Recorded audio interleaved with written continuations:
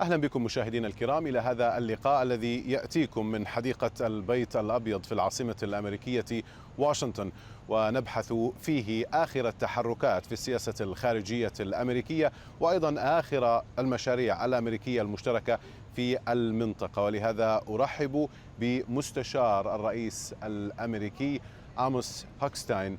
أهلا بك عبر سكاي نيوز عربية. It's my pleasure. It's really good to be with you, Yanis. دعني أبدأ بما نشهده مؤخرا من تغير في السياسة الخارجية الأمريكية عبر ما يعرف بالدبلوماسية الاقتصادية. هل تتفق بأن هذا التغيير يحدث؟ وما هي النتائج الأولية لهذا التغيير؟ Well, I'm glad you're asking that question. I think the President Biden, when he came into office, wanted to strengthen our position in the Middle East and our relationships of the United States and the Middle East. And I think what you're seeing now is it's not a change in policy, but rather people are starting to see the results and recognizing what the approach of President Biden has been. And that is that instead of focusing only on security and defense, which is really important and will continue to provide the strong security relationship that we have across the Arabian Gulf, but also to recognize that what really bonds us together is connecting in our own countries economically and working together to support the economies not just of the region but of the global theater. So we think there's a lot of opportunity to join forces as you saw at the G20 with President Biden, with Crown Prince Mohammed bin Salman, with President of the UAE, Sheikh Mohammed, coming together with the rest of the world to lead on economic integration and prosperity. قمة العشرين مثال جيد في الحقيقة لنتحدث عن النتائج وكيف غير المشروع الذي أعلن هناك من وضع المنطقة جيوسياسيا، خاصة وأنه يصل بين الهند وأوروبا مرورا بالشرق الأوسط. I think it's a game changer in the region, and that's why bringing the leaders of India, Saudi Arabia, the United Arab Emirates, the United States, Japan, and Europe all together. Look, there's been talk for decades about connecting Asia and Europe. And now what we've been able to say is, look, using the advanced economies of the Middle East to say a number of things. Number one, we can get products and goods to transport from Southeast Asia, from Vietnam through India, all of India through the Middle East to Europe, makes it faster than shipping. It is easier, it is more efficient, it is more cost efficient, so it's cheaper, and it's even cleaner because it's less time on a ship. So you go on a ship from India to UAE, then you get on rail through UAE, Saudi Arabia, Jordan, Israel, and then on ship to Europe. You're minimizing diesel fuel burning and prioritizing the rail. So that is a game changer in of itself. It's going to save enormous amount of money and time and be able to make world commerce more efficient.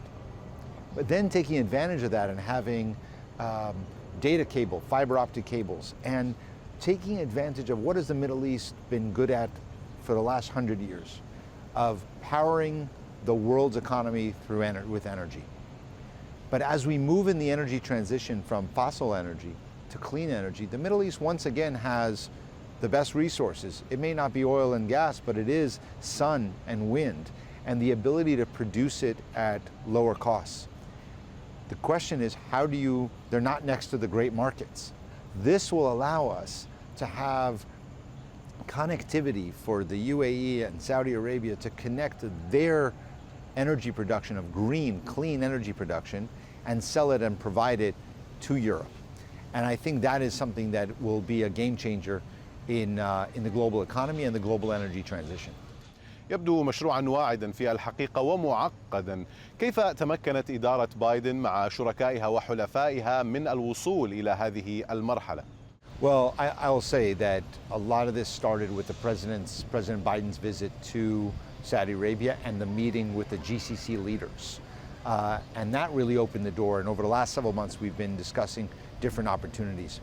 I will say the leadership in the UAE had come up with their initial idea of connecting us.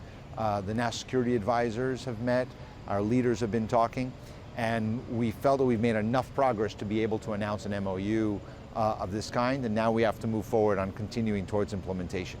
الرئيس جو بايدن شكر خلال هذه القمة الرئيس الإماراتي الشيخ محمد بن زايد. هل لك أن تطلعنا على خلفية هذا الشكر والقصة من ورائه؟ Well, yeah, I think the president. Well, first of all, Sheikh Mohammed had decided not to be one of the public speakers on it.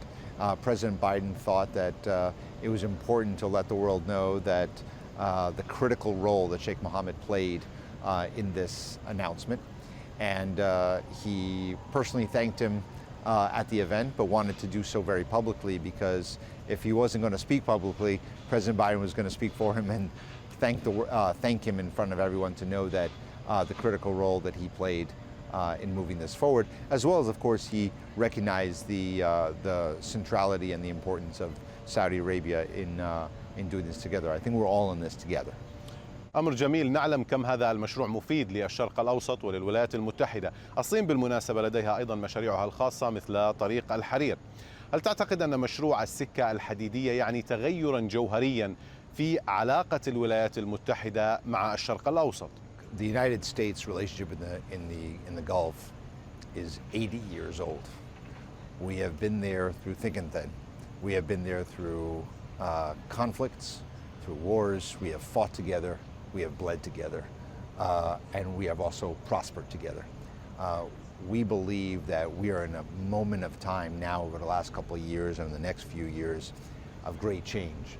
But when it comes to the United States' commitment to the safety, security, and prosperity of this region, there is no question of where the United States stands. We stand firmly with our friends and our allies and our partners in the Middle East. That has been true for 80 years.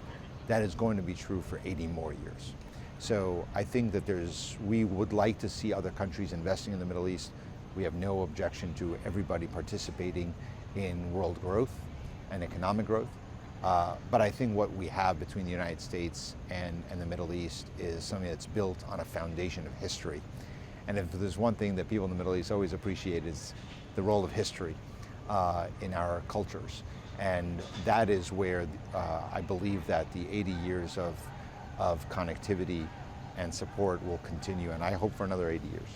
حققتم نجاحات في الشرق الأوسط من لبنان واتفاقية ترسيم الحدود البحرية مع إسرائيل إلى هذا المشروع.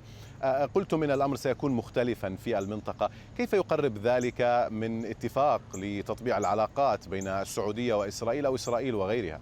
So first, two points. One is two answers to you. One is that we are working together with the UAE, with Saudi Arabia, with Qatar, not only in the region, but we're actually working together outside of the region in other places. And President Biden announced mega project in Africa.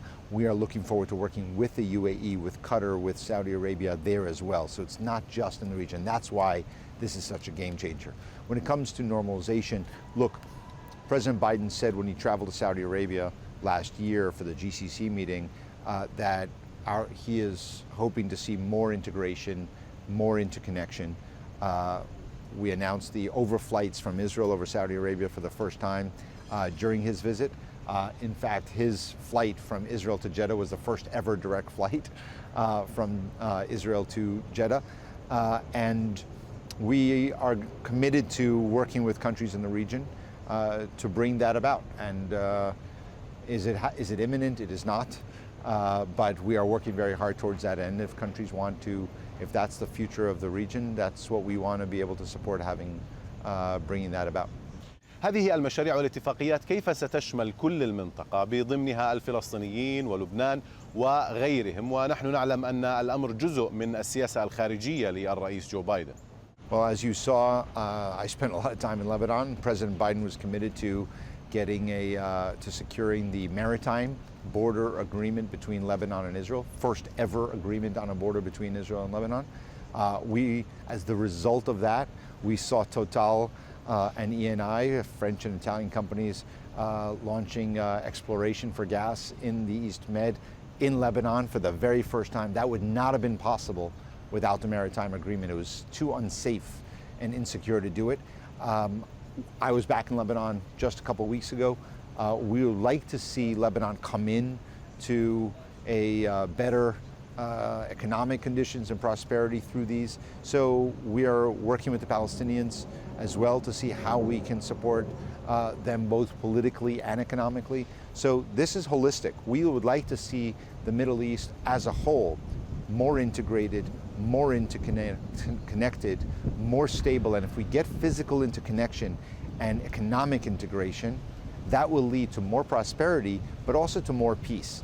And I believe that's the right approach, and President Biden has been very committed to doing this moving forward.